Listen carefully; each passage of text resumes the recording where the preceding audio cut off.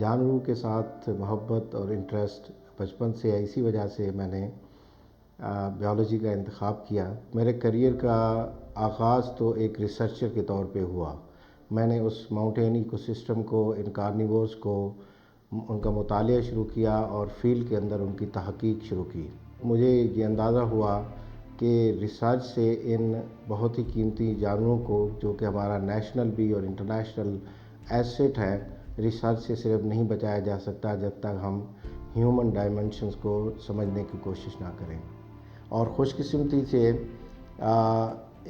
इस साल पाकिस्तान का एक प्रोजेक्ट जो कि स्नो लेपर्ड कंजर्वेशन पे है और जिसको मैं लीड कर रहा हूँ, वो सिलेक्ट हुआ और उस सिलसिले में उन्होंने मुझे लंदन में मदऊ किया और एक बड़ा इवेंट उन्होंने रॉयल जोग्राफिकल सोसाइटी में ऑर्गेनाइज़ किया अप्रैल 27 को, और मुझे हर हाइनेस प्रिंसेस एन उन्होंने ये ग्रीन ऑस्कर अवार्ड पेश किया। जो की एलिमेंट है अक्रॉस द वर्ल्ड यूनानिमसली, वो मैटर ऑफ एटीट्यूड।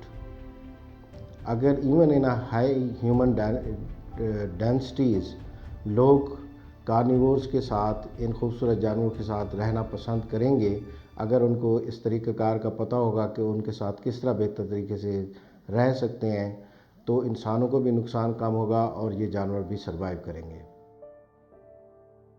तो जब हमने उनके साथ 2-3 साल से 5 साल काम किया तो बाद में सारे इंडिकेटर्स चेंज हो गए और अभी वहाँ पे 80 से 90% लोग या तो लेपर्ड की पॉपुलेशन को मेंटेन करना चाहते हैं या इंक्रीज़ करना चाहते हैं।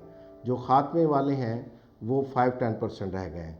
तो ये समझता हूँ कि ह्यूमन एटीट्यूड के अंदर जो चेंज आई है, this is the biggest success of our programme.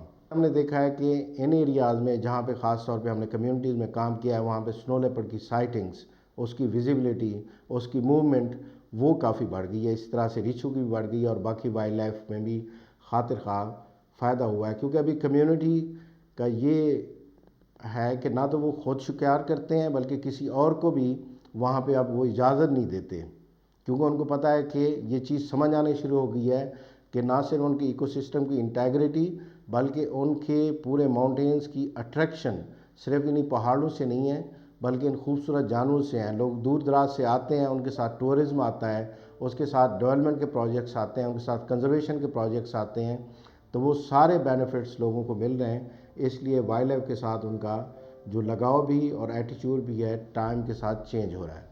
जो वाइल्ड लाइफ है बेसिकली, और ख़ास तौर पे जो टॉप प्रीडेटर्स हमारे कार्निवोर्स हैं जैसा कि स्नो लेपर्ड है, ये बेसिकली इंडिकेटर है हमारे इकोसिस्टम के हेल्थ के। अगर ये बचे हुए हैं तो ये बड़ा वाज़ेह सबूत है कि हमारा इकोसिस्टम सही फंक्शन कर रहा है। अगर इकोसिस्टम सही फंक्शन कर रहा है तो उसी में ह्यूमन प्रॉस्पेरिटी भी है, ह्यूमन सस्टेनेबिलिटी भी है और ह्यूमन डेवलपमेंट भी है।